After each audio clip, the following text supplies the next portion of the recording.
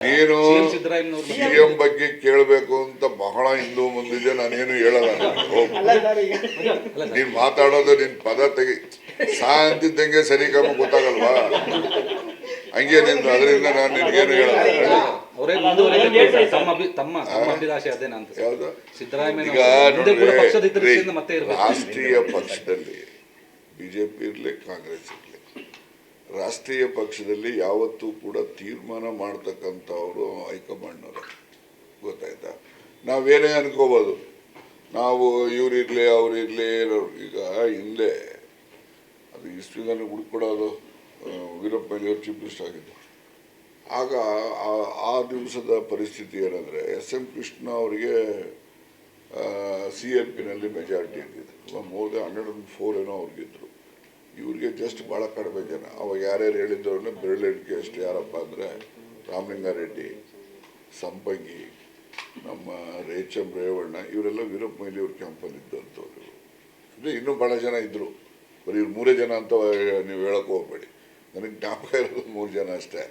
ಇನ್ನೂ ಭಾಳ ಜನ ಇದ್ದರು ಪ್ರಮುಖವಾಗಿದ್ದಂಥವ್ರು. ಆದರೆ ಹೆಚ್ಚು 104ಕ್ಕೂ ಹೆಚ್ಚು ಜನ SM ಕೃಷ್ಣ ಅವರಿಗೆ ಅವರ ಅಭಿಪ್ರಾಯ ಸೂಚಿಸಿದರು. ಕಡೆಗೆ ತೀರ್ಮಾನ ಆಗುವಾಗ ಇವ್ರದ್ದು ವೀರಪ್ಪ ಮೊಯ್ಲಿ ಅವ್ರದ್ದು ಹೈಕಮಾಂಡ್ನಿಂದ ಸೂಚನೆ ಬಂತು. ಅವ್ರು ಚೀಫ್ ಮಿನಿಸ್ಟರ್ ಆದರು. ಮತ್ತು ಇವ್ರು ಹೇಳಿದವ್ರು ಆಗಲೇ ಇಲ್ವಲ್ಲ. ಅದರಿಂದ ಕಾಂಗ್ರೆಸ್ ಪಕ್ಷದಲ್ಲಿ ಯಾವ ಥರ ತೀರ್ಮಾನ ಆಗುತ್ತೆ ಅಂತ ನಾವು ಊಹೆ ಮಾಡೋಕ್ಕಾಗಲ್ಲ. ಈಗ 1972ರಲ್ಲಿ ದೇವರಾಜ ಅರಸು ಸದಸ್ಯರೇ ಇರಲಿಲ್ಲ. ಅವ್ರು MLAನೇ ಇಲ್ಲ. ಅವ್ರನ್ನ ಗೆದ್ದು ಬಂದಂಥ MLAಗಳು ಅವ್ರ ಹೆಸರು ಹೇಳಿದ್ರು ಅಂತೇಳಿ ಉಮಾಶಂಕರ್ ದೀಕ್ಷಿತ್ ಆವಾಗ ಅವರು ಅಬ್ಸರ್ವರ್ ಆಗಿ ಬಂದಿದ್ದದ್ದು. ಅವ್ರ ಮುಂದೆಗಡೆ ಈ ಎಲ್ಲ MLAಗಳು ಇಲ್ಲ ದೇವರಾಜ ಅರಸರೇ ಬರಬೇಕು ಮುಖ್ಯಮಂತ್ರಿಯಾಗಿ. ಅವ್ರ ಸದಸ್ಯರೇ ಇಲ್ಲದೇ ಇದ್ರೂ ಕೂಡ ಸದಸ್ಯರುಗಳ ಅಭಿಪ್ರಾಯಕ್ಕೆ ಮನ್ನಣೆ ಕೊಟ್ಟು ಅವರನ್ನು ಮುಖ್ಯಮಂತ್ರಿ ಅಂತೇಳಿ ಘೋಷಣೆ ಮಾಡಿದ್ರು ಕಾಂಗ್ರೆಸ್ ಪಕ್ಷ. ಹಾಗೆ ಕಾಂಗ್ರೆಸ್ ಪಕ್ಷದಲ್ಲಿ ಯಾವುದೇ ನಿರ್ಣಯಗಳನ್ನು ಯಾವ ಥರ ಬೇಕಾದರೂ ಆಗಿರೋ ಇತಿಹಾಸಗಳಿದ್ದಾವೆ. ಅದರಿಂದ ಅಂತಿಮವಾಗಿ ಹೈಕಮಾಂಡಲ್ಲಿ ತೀರ್ಮಾನ ಏನು ಹೇಳೋಕ್ಕಾಗೋದಿಲ್ಲ. ಹೈಕಮಾಂಡ್ ನೋಡಿ, for national parties, whether it may be BJP or it may be a Congress party, ultimate decision is from the high command. ಅವರೇ ಮುಂದುವರಿಬೇಕು ಅಂತ ತಮ್ಮ ಆಸೆ. ಅವರೇ, ನಮ್ಮ ಆಸೆ ಅವರೇ ಇರಬೇಕು ಅಂತಾನೆ ಇದೆ. ಅದರಲ್ಲಿ ಏನು ತಪ್ಪೇನಿದೆ? ನಾನು ಹೇಳೋದು ನಮ್ಮ ಆಸೆನೂ ಹೇಳಿದ್ರು ಕೂಡ ವಿತ್ ಎ ರೈಡರ್. ಅಂತಿಮವಾಗಿ ಹೈಕಮಾಂಡ್ನಲ್ಲಿ ಏನು ತೀರ್ಮಾನ ಮಾಡಿದ್ರು ಅದಕ್ಕೆ ನಾವೆಲ್ಲ ಬದ್ರಿರ್ತೀವಪ್ಪ ಅನ್ನೋದು ಕೂಡ ಜೊತೆಲ್ಲ ಸೇರಿಸಿ. ನೀವೇನು ನೋಡ್ತೀರಿ ಈಗ ಬ್ರೇಕಿಂಗ್ ನ್ಯೂಸ್, ರಾಜಣ್ಣ ಇದು ಮುಖ್ಯಮಂತ್ರಿಗಳು ಮುಂದುವರಿಬೇಕು ಸಿದ್ದರಾಮಯ್ಯನವರು ಅಂತಾರೆ. ಆದರೆ ಮುಂದಕ್ಕೆ ಹೇಳ್ತಿಲ್ಲ, ಅದನ್ನ ಹಾಕೋದೇ ಇಲ್ಲ ನೀವು. ಈಗ ನಮ್ಮ ಪರಿಸ್ಥಿತಿ ಅಲ್ಲಿ ತಂದಿಕ್ಕಿರೋ ನೀವೇ. ಏನಪ್ಪ ಅದಕ್ಕೆ ಏನಾನ ಬರ್ಕೊಳ್ಳಿ, ನಂದೇನದಿಲ್ಲ. ಅದಕ್ಕೋಸ್ಕರ ನಾನು ಹೇಳೋದು, ಅಂತಿಮವಾಗಿ ಯಾವುದೇ ಪಕ್ಷದ ತೀರ್ಮಾನಗಳು ಮಂತ್ರಿ ಆಗೋದಿರಲಿ, ನಾಯಕ ಆಗೋದಿರಲಿ, ಅಂದರೆ ಮುಖ್ಯಮಂತ್ರಿ ಆಗೋದಿರಲಿ, ಉಪಮುಖ್ಯಮಂತ್ರಿ ಆಗೋದಿರಲಿ, ಅಂತಿಮವಾಗಿ ಕಾಂಗ್ರೆಸ್ ಪಕ್ಷದ ಹೈಕಮಾಂಡ್ ಪಕ್ಷ ಸಾರಥ್ಯ ವಹಿಸಬೇಕು ಅನ್ನುವಂಥದ್ದು ಇದೆಯಾ ಸರ್? ಯಾರಿಗೆ? ಸಿದ್ದರಾಮಯ್ಯ ಅವರು ಕೂಡ ತುಂಬಾ ಜನ ಅವರಿಗೆ ಒತ್ತಾಯ ಮಾಡ್ತಾ ಇರ್ತಾರಂತೆ 28ರಲ್ಲಿ ಪಕ್ಷದ ಹಿತದೃಷ್ಟಿಯಿಂದ. ಈಗ ರಾಜಕಾರಣದಲ್ಲಿ ಈಗ ಇದ್ದೀವಲ್ಲಪ್ಪ, ಇನ್ನು 5 ನಿಮಿಷ ಏನಾಗ್ತದೆ ಅಂತ ಏನು ಹೇಳೋಕ್ಕಾಗ್ತದ? ನಾನು ಶುಕ್ರವಾರ ರಾತ್ರಿ ಮನೆ ಬಿಟ್ಟು ಬಂದೆ ಬೆಂಗಳೂರು ಕ್ವಾರ್ಟರ್ಸನ್ನು. ಶನಿವಾರ ರಜಾ, ಭಾನುವಾರ ರಜಾ. ಸೋಮವಾರ ಮನೆಯಿಂದ ಹೊರಟೆ. ಎಷ್ಟೊತ್ತಿಗೆ 10 ಕಾಲ್ಗೆ ಹೋದೆ. 11 ಗಂಟೆಗೆ ಅಸೆಂಬ್ಲಿ ಇತ್ತು. ಹೊರಡಕ್ಕಾಗಲ್ಲ, ಹಿಂಗೆ ಜನ ಇದ್ದರು. ನಾನು ಅಲ್ಲಿಗೆ ಹೋಗ್ತಿದ್ದಂಗೆನೇ ಈ ಥರ ಇದೆಯಪ್ಪ ಅಂತ ಹೇಳೋದು. ನಾನು ಅವಲೇ ರಾಜೀನಾಮೆ ಬಿಸಾಕ್ತೆ, ಪ್ರಶ್ನೆ ಬೇರೆ.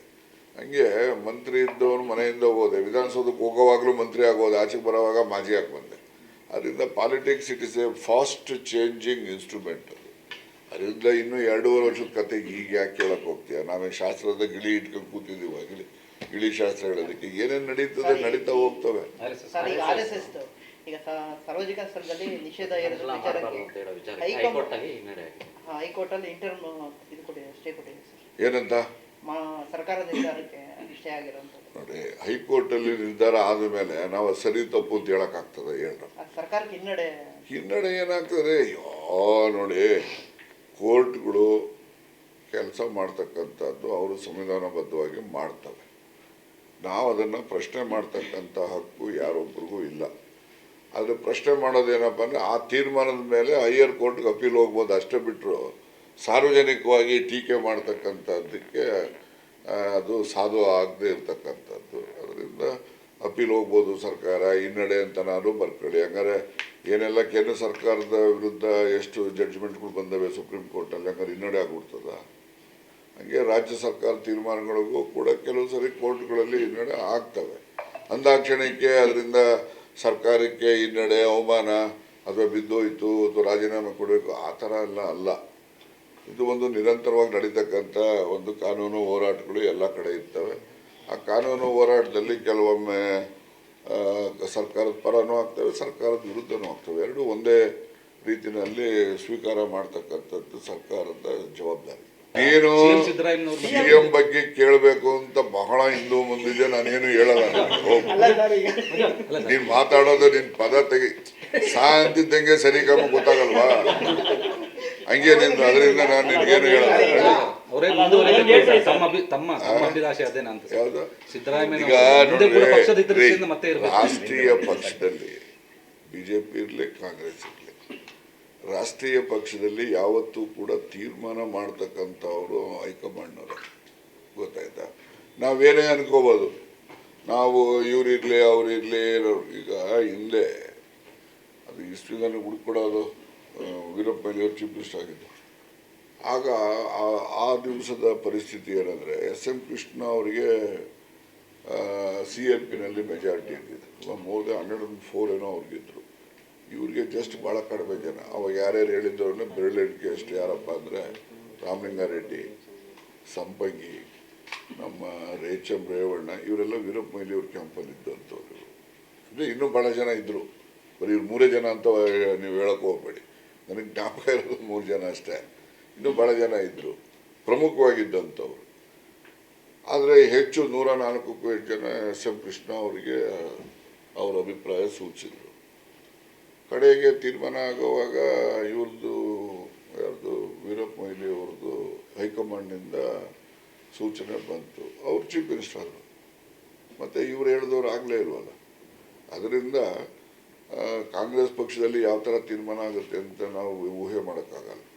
ಈಗ 1972ರಲ್ಲಿ ದೇವರಾಜ ಅರಸು ಸದಸ್ಯರೇ ಇರಲಿಲ್ಲ, ಅವ್ರು MLAನೇ ಇಲ್ಲ.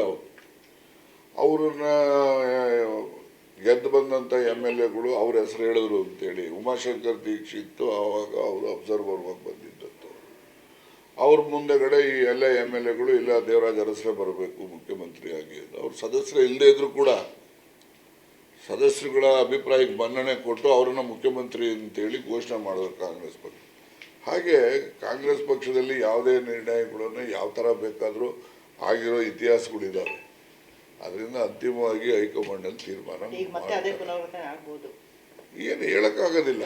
ಹೈಕಮಾಂಡ್ ನೋಡಿ, for national parties, whether it may be BJP or it may be a Congress party, ultimate decision is from the high command. ಅವರೇ ಮುಂದುವರಿಬೇಕು ಅಂತ ತಮ್ಮ ಆಸೆ. ಅವರೇ, ನಮ್ಮ ಆಸೆ ಅವರೇ ಇರಬೇಕು ಅಂತಾನೆ ಇದೆ. ಅದರಲ್ಲಿ ಏನು ತಪ್ಪೇನಿದೆ? ನಾನು ಹೇಳೋದು ನಮ್ಮ ಆಸೆನೂ ಹೇಳಿದ್ರು ಕೂಡ ವಿತ್ ಎ ರೈಡರ್ ಅಂತಿಮವಾಗಿ ಹೈಕಮಾಂಡ್ನಲ್ಲಿ ಏನು ತೀರ್ಮಾನ ಮಾಡಿದ್ರು ಅದಕ್ಕೆ ನಾವೆಲ್ಲ ಬದ್ರಿರ್ತೀವಪ್ಪ ಅನ್ನೋದು ಕೂಡ ಜೊತೆಲ್ಲ ಸೇರಿಸಿ. ನೀವೇನು ನೋಡ್ತೀರಿ ಈಗ ಬ್ರೇಕಿಂಗ್ ನ್ಯೂಸ್, ರಾಜಣ್ಣ ಇದು ಮುಖ್ಯಮಂತ್ರಿಗಳು ಮುಂದುವರಿಬೇಕು ಸಿದ್ದರಾಮಯ್ಯನವರು ಅಂತಾರೆ. ಆದರೆ ಮುಂದಕ್ಕೆ ಹೇಳ್ತಿಲ್ಲ, ಅದನ್ನ ಹಾಕೋದೇ ಇಲ್ಲ ನೀವು. ಈಗ ನಮ್ಮ ಪರಿಸ್ಥಿತಿ ಅಲ್ಲಿ ತಂದಿಕ್ಕಿರೋ ನೀವೇ ಏನಪ್ಪ, ಅದಕ್ಕೆ ಏನಾನ ಬರ್ಕೊಳ್ಳಿ, ನಂದೇನದಿಲ್ಲ. ಅದಕ್ಕೋಸ್ಕರ ನಾನು ಹೇಳೋದು, ಅಂತಿಮವಾಗಿ ಯಾವುದೇ ಪಕ್ಷದ ತೀರ್ಮಾನಗಳು ಮಂತ್ರಿ ಆಗೋದಿರಲಿ, ನಾಯಕ ಆಗೋದಿರಲಿ, ಅಂದರೆ ಮುಖ್ಯಮಂತ್ರಿ ಆಗೋದಿರಲಿ, ಉಪಮುಖ್ಯಮಂತ್ರಿ ಆಗೋದಿರಲಿ, ಅಂತಿಮವಾಗಿ ಕಾಂಗ್ರೆಸ್ ಪಕ್ಷದ ಹೈಕಮಾಂಡ್ ಪಕ್ಷ ಸಾರಥ್ಯ ವಹಿಸಬೇಕು ಅನ್ನುವಂಥದ್ದು ಇದೆಯಾ ಸರ್? ಯಾರಿಗೆ? ಸಿದ್ದರಾಮಯ್ಯನವರು ಕೂಡ ತುಂಬಾ ಜನ ಅವರಿಗೆ ಒತ್ತಾಯ ಮಾಡ್ತಾ ಇರ್ತಾರಂತೆ 28ರಲ್ಲಿ ಪಕ್ಷದ ಹಿತದೃಷ್ಟಿಯಿಂದ. ಈಗ ರಾಜಕಾರಣದಲ್ಲಿ ಈಗ ಇದ್ದೀವಲ್ಲಪ್ಪ, ಇನ್ನು 5 ನಿಮಿಷಕ್ಕೆ ಏನಾಗ್ತದೆ ಅಂತ ಏನು ಹೇಳೋಕ್ಕಾಗ್ತದ? ನಾನು ಶುಕ್ರವಾರ ರಾತ್ರಿ ಮನೆ ಬಿಟ್ಟು ಬಂದೆ ಬೆಂಗಳೂರು ಕ್ವಾರ್ಟರ್ಸನ್ನು. ಶನಿವಾರ ರಜಾ, ಭಾನುವಾರ ರಜಾ, ಸೋಮವಾರ ಮನೆಯಿಂದ ಹೊರಟೆ. ಎಷ್ಟೊತ್ತಿಗೆ 10 ಕಾಲ್ಗೆ ಹೋದೆ. 11 ಗಂಟೆಗೆ ಅಸೆಂಬ್ಲಿ ಇತ್ತು, ಹೊರಡಕ್ಕಾಗಲ್ಲ, ಹಿಂಗೆ ಜನ ಇದ್ದರು. ನಾನು ಅಲ್ಲಿಗೆ ಹೋಗ್ತಿದ್ದಂಗೆನೇ ಈ ಥರ ಇದೆಯಪ್ಪ ಅಂತ ಹೇಳೋದು. ನಾನು ಅವಲೇ ರಾಜೀನಾಮೆ ಬಿಸಾಕ್ತೆ, ಪ್ರಶ್ನೆ ಬೇರೆ. ಹಂಗೆ ಮಂತ್ರಿ ಇದ್ದವನು ಮನೆಯಿಂದ ಹೋದೆ, ವಿಧಾನಸೌಧಕ್ಕೆ ಹೋಗೋವಾಗಲೂ ಮಂತ್ರಿ ಆಗೋದು, ಆಚೆಗೆ ಬರೋವಾಗ ಮಾಜಿ ಆಗಿ ಬಂದೆ. ಅದರಿಂದ politics it is A fast changing instrument. ಅದರಿಂದ ಇನ್ನೂ 2.5 ವರ್ಷದ ಕತೆ ಈಗ ಯಾಕೆ ಕೇಳಕ್ಕೆ ಹೋಗ್ತೀಯ? ನಾವೇನು ಶಾಸ್ತ್ರದ ಗಿಳಿ ಇಟ್ಕೊಂಡು ಕೂತಿದ್ದೀವಿ? ಗಿಳಿ ಶಾಸ್ತ್ರ ಹೇಳೋದಕ್ಕೆ ಏನೇನು ನಡೀತದೆ, ನಡೀತಾ ಹೋಗ್ತವೆ. ಈಗ ಸಾರ್ವಜನಿಕ ಸ್ಥಳದಲ್ಲಿ ನಿಷೇಧ ಹೇರಿದ ವಿಚಾರಕ್ಕೆ ಹೈಕೋರ್ಟಲ್ಲಿ ಇಂಟರ್ಮ್ ಇದು ಕೊಟ್ಟಿದೆ, ಸ್ಟೇ ಕೊಟ್ಟಿದೆ ಸರ್. ಏನಂತ ಸರ್ಕಾರದ ನಿರ್ಧಾರಕ್ಕೆ ಸ್ಟೇ ಆಗಿರುವಂಥದ್ದು. ನೋಡಿ, ಹೈಕೋರ್ಟಲ್ಲಿ ನಿರ್ಧಾರ ಆದ ಮೇಲೆ ನಾವು ಸರಿ ತಪ್ಪು ಅಂತ ಹೇಳೋಕ್ಕಾಗ್ತದೆ? ಹೇಳ್ರಿ. ಸರ್ಕಾರಕ್ಕೆ ಹಿನ್ನಡೆ ಏನಾಗ್ತದೆ? ನೋಡಿ, ಕೋರ್ಟ್ಗಳು ಕೆಲಸ ಮಾಡ್ತಕ್ಕಂಥದ್ದು ಅವರು ಸಂವಿಧಾನಬದ್ಧವಾಗಿ ಮಾಡ್ತವೆ. ನಾವು ಅದನ್ನು ಪ್ರಶ್ನೆ ಮಾಡ್ತಕ್ಕಂಥ ಹಕ್ಕು ಯಾರೊಬ್ಬರಿಗೂ ಇಲ್ಲ.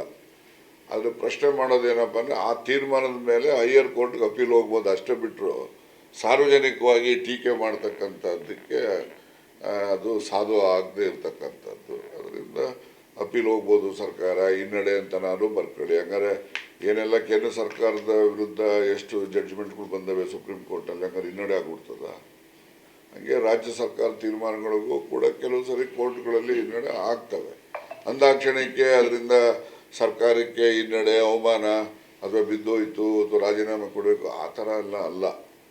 ಇದು ಒಂದು ನಿರಂತರವಾಗಿ ನಡೀತಕ್ಕಂಥ ಒಂದು ಕಾನೂನು ಹೋರಾಟಗಳು ಎಲ್ಲ ಕಡೆ ಇರ್ತವೆ. ಆ ಕಾನೂನು ಹೋರಾಟದಲ್ಲಿ ಕೆಲವೊಮ್ಮೆ ಸರ್ಕಾರದ ಪರನೂ ಆಗ್ತವೆ, ಸರ್ಕಾರದ ವಿರುದ್ಧನೂ ಆಗ್ತವೆ. ಎರಡೂ ಒಂದೇ ರೀತಿಯಲ್ಲಿ ಸ್ವೀಕಾರ ಮಾಡ್ತಕ್ಕಂಥದ್ದು ಸರ್ಕಾರದ ಜವಾಬ್ದಾರಿ.